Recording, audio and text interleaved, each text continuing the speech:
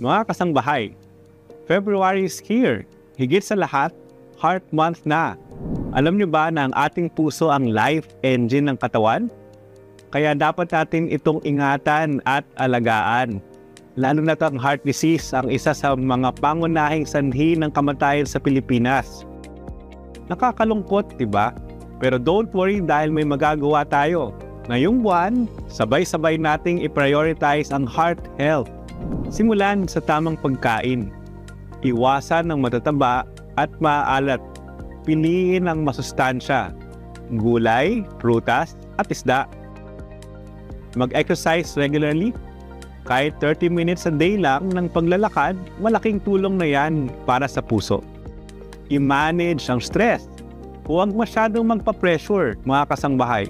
Relax lang para happy din ang puso natin. At higit sa lahat, huwag kalimutang magpa-check up. Early detection saves lives.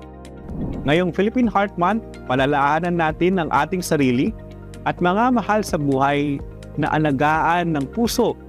Dahil isang tibok nito ay simbolo ng ating kalakasan at kasiyahan. Kaya, let's make it a habit to learn about good health. Only here on Doctors on TV. Every Sunday from 7 a.m. to 8 a.m.